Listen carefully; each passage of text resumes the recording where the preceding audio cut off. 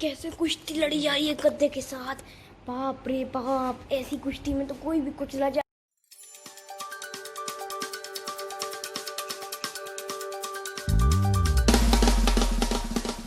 दोस्तों, देखने की हालत बिल्कुल नहीं है, लेकिन हम लोगों ने थोड़ा थोड़ा स्ट्रीमलाइन करना शुरू किया है। ये मेरी स्टडी है, लाइब्रेरी। मैं आपको ऊपर चढ़ के दिखाता हूँ। ये एक ही रूम में हम लोग यहाँ ऊपर चढ़ गए। अभी सफाई चल रही है, हम लोग सेटल करने की कोशिश कर रहे हैं। ये लाइब्रेरी है और यहाँ से नीचे मेरा स्टडी रहेगा और इन्हीं सीढ़ियों के से फिर हम वापस आते हैं। ये पापा ने कहा था इसका एक छोटा सा व्लॉग बना करके घर का भेजो। ये हो गया हमारा किचन भी सेट हो रहा है। डॉक्टर साहब किचन सेट कर रही हैं और यहीं से पीछे जा कर के एक छोटा सा ओपन स्पेस है। ये शाम हो रही है इसलिए साफ साफ दिखाई नहीं दे रहा होगा। ये वॉशिंग एरिया है। ये ऊपर ओपन स्पेस है, मैं कल सुबह दिखाऊंगा। यहाँ से फिर श्रीश का रूम आ जाता है। श्रीश अभी ऊपर बैठे हैं, रूम बंद है। मैं इधर से जाता हूँ। ये इधर से मेरा स्टडी दिखाई दे रहा है और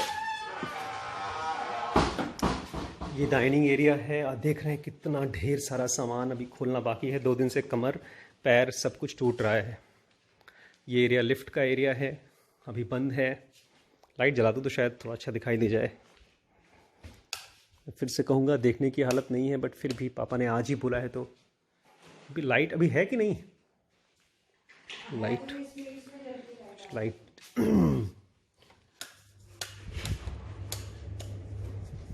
थोड़ा सा तो ये हो गया ड्राइंग एरिया कम एक ओपन एरिया।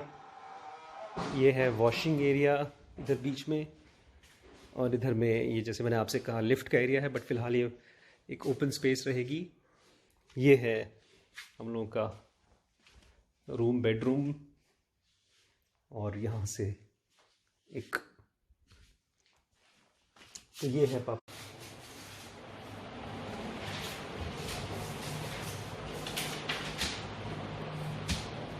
नाना जी पूछ रहे हैं आप क्या कर रहे हैं अपने कमरे में।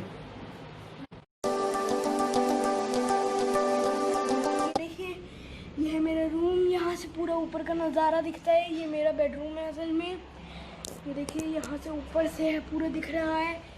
ये देखिए, यहाँ पीछे भी कितनी अच्छी लाइटनिंग आ रही है। यहाँ बीच में मिड लाइट लगाई है, इसी की वजह से इतनी लाइटनिंग आ रही है। लेना शू।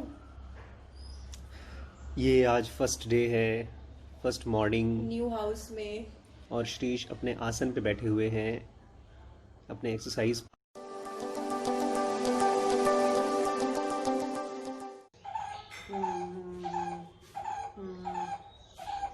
कोरोना का समय चल रहा है, स्टाफ काम नहीं कर रहा है। स्टाफ को डांट करके काम कराने की कोशिश करते हैं तो गिल्टी महसूस होता है।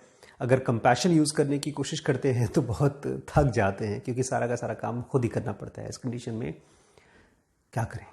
अलग अलग लोगों का अलग अलग मोटिवेशन होता है काम करने का।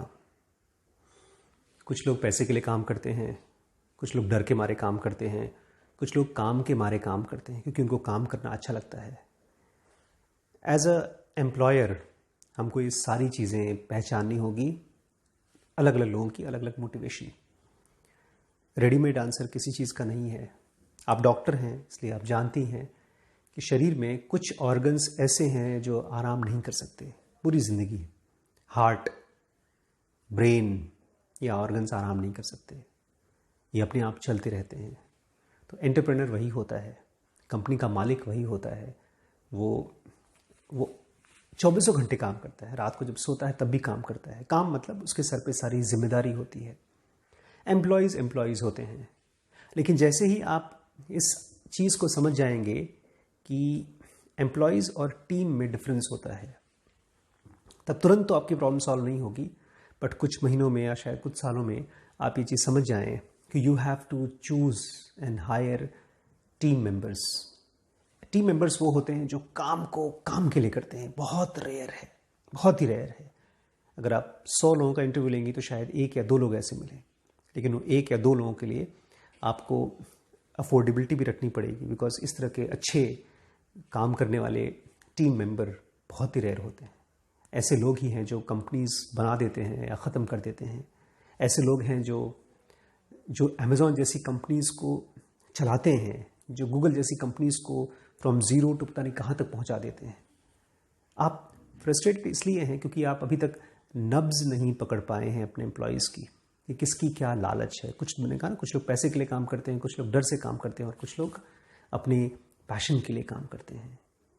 जहाँ तक रही गिल्ट की बात और थकावट की बात, अपने काम को उतना ही करिए ताकि आप बीमार न पड़ें।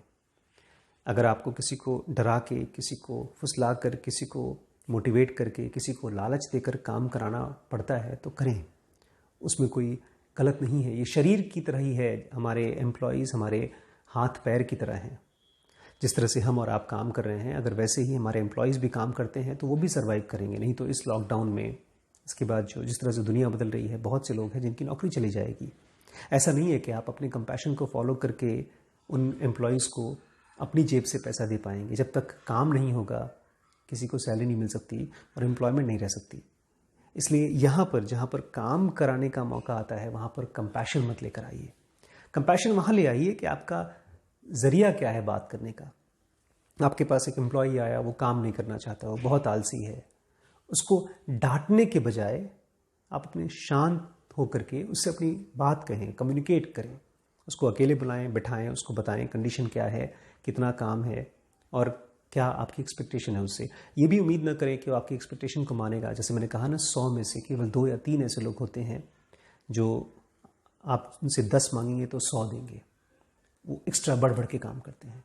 हमारे पास भी बहुत से एम्प्लॉयज़ हैं, उसमें से सारे के सारे एक बराबर नहीं है। ऐसे 5 उंगलियां एक बराबर नहीं होती, ऐसे ही।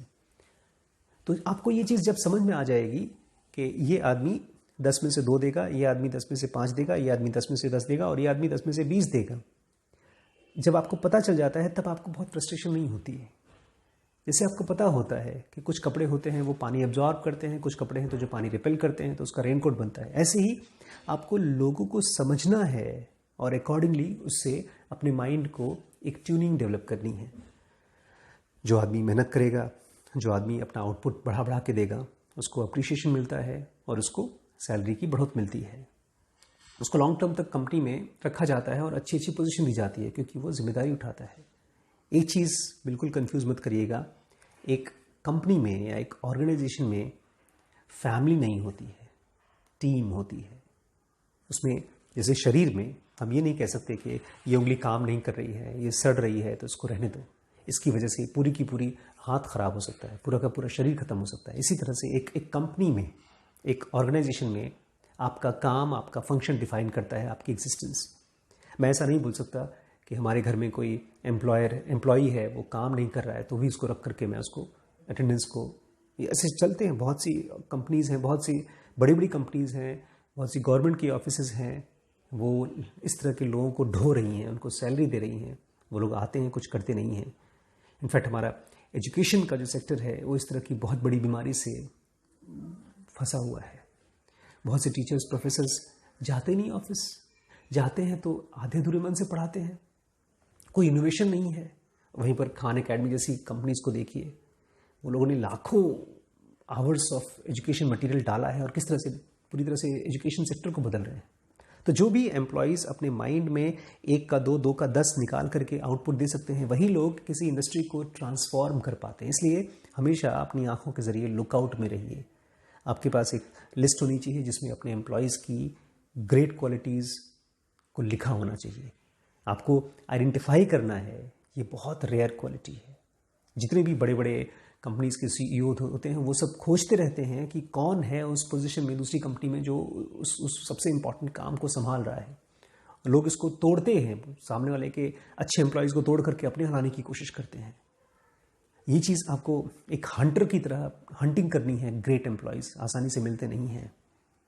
और दूसरी तरफ जब तक आपको वो नहीं मिल रहा है, तब तक आपने अपने उन एम्प्लॉयज़ से जो कायदे से काम कर रहे हैं, नहीं कर रहे हैं, उनको स्टेपनी की तरह यूज़ करिए, क्योंकि वो उनकी औकात ही वही है। स्टेपनी समझते हैं ना, पंचर, जब कार पंचर हो जाती है तो एक स्टेपनी रखते हैं आप, उसकी बहुत ज़्यादा स्ट्रेंथ नहीं होती, बट कम से कम 2, 4, 10 किलोमीटर, 50 किलोमीटर पहुंचा देती है आपको।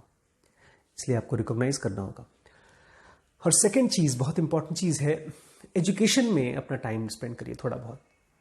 क्योंकि जो भी एम्प्लॉयज़ होते हैं साइकोलॉजिकली ड्रेन हो चुके रहते हैं, उनको पता नहीं होता कि फ्यूचर क्या है, उनको ये नहीं क्लियर होता है डायरेक्शन क्या है। इसलिए अगर आप हफ्ते में चाहे 1 या 2 घंटे निकाल करके उनके साथ बैठें, अपना विजन शेयर करें, कंपनी का गोल शेयर करें और क्या प्लान है आपका अपने लिए, अपनी कंपनी के लिए, उनके लिए, ये चीज़ें जब शेयर करेंगे तो उनको एक अलग तरह का एक मोटिवेशन मिलेगा, एक तरह की ऊर्जा मिलेगी, तो उनको भी काम करने का मन करेगा। बट फिर से मैं कहूँगा, कोई भी यहाँ रेडीमेड सोल्यूशन नहीं है, आपको टेलर मेड करना पड़ता है। और अपने मन में से फ्रस्ट्रेशन और एंग्जाइटी या थकावट ये निकाल दीजिए। काम उतना ही लीजिए जितना आप आराम से कर सकें। और अगर कोई एम्प्लॉय काम नहीं करता तो ये जान लीजिए कि वो छोटी उंगली है जो काम नहीं कर पाती। तो जब सब मिल करके काम करते हैं तो उसमें छोटी उंगली के बराबर का काम है, बड़ी उंगली का बराबर काम है। तो ये जान लीजिए कि everybody is like a team. आपका जो एक्सपेक्टेशन है वो आपको फ्रस्ट्रेटेड या तो आपको गिल्ट दिलाता है। अगर मैं अपने एक एम्प्लॉय से 0 एक्सपेक्ट करता हूँ और मुझे 10 में से 1 देता है तो फिर मुझे खुशी होगी। और वहीं पर जहाँ पर मैं किसी से बिल्कुल बहुत ज़्यादा एक्सपेक्ट करता हूँ, 10 आउट ऑफ 10 एक्सपेक्ट करता हूँ और वो मुझे 5 देता है तो भी गुस्सा आता है। ये भी समझिए, एक कंपैशन में ये भी देखिए कि अगर सामने वाला आपको कुछ दे पा रहा है तो वो भी एक थैंकफुलनेस की फीलिंग आनी चाहिए। उसके बाद आप सबसे इंपॉर्टेंट है शेयरिंग। अपनी माइंड को शेयर करिए, अपनी फ्रस्ट्रेशन को शेयर मत करिए। हम लोग ये उल्टा करते हैं, हमारे मन में जो प्लान्स होते हैं, जो गोल्स होते हैं, जो पॉजिटिव चीज़ें होती हैं वो तो नहीं शेयर कर पाते, लेकिन जब गुस्सा आता है एम्प्लॉयज़ के साथ खूब शेयर करते हैं, उनको डराते हैं, धमकाते हैं, फिर वो चीज़ उनके लिए एक डीमोटिवेटिंग फैक्टर हो जाता है। तो कभी भी अपने एम्प्लॉयज़ के साथ अपनी फ्रस्ट्रेशन शेयर मत करिए, उसको अपने मन में डिज़ोल्व करिए। Don't feel bad. हर किसी का अपना एक लेवल है, उसी लेवल से आदमी काम करता है। And always look out for great employees, great team members. आज के लिए इतना ही। नमस्कार।